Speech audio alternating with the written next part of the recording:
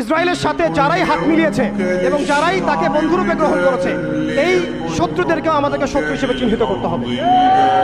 একটা কথা স্পষ্ট করে জেনে রাখবেন, আপনার শত্রু এবং আপনার শত্রুর বন্ধু আমার শত্রু। আমাদের শত্রু যেমন আমাদের শত্রু, ঠিক আমাদের শত্রুর বন্ধু আমাদের শত্রু। আপনাদেরকে আরো একটা কম সম্পর্কে সতর্ক করে রাখি, যেই কম তাদের সাথে হাত মিলিয়েছে এবং আমরা দেখতে পাচ্ছি যে তারাও সেখানে সৈন্য পাঠিয়েছে এবং তারা গর্ব করে বলছে যে আমাদের 6,500 সৈন্য সেখানে যুদ্ধ করছে।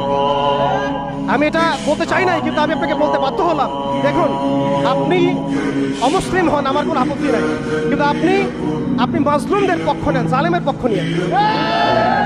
আশা করা যায় আপনি যদি মাজলুমদের পক্ষ নেন, আল্লাহ চাইলে কোনো না কোনো দিন আল্লাহ আপনাকে হেদায়েত দিতে পারেন। আপনাকে স্পষ্ট করে কথা বলা শিখতে হবে। আল্লাহ রাব্বুল আলামিন বলেছেন, লাতাজিদান্না আশাদ্দান নাস আদাওয়াতান লিল্লাযিনা আমানুল ইয়াহুদ ওয়াল্লাযিনা আশরাকু। এর আগের আয়াতে শুনেছেন ইহুদি এবং নাসারা একে অপরের বন্ধু।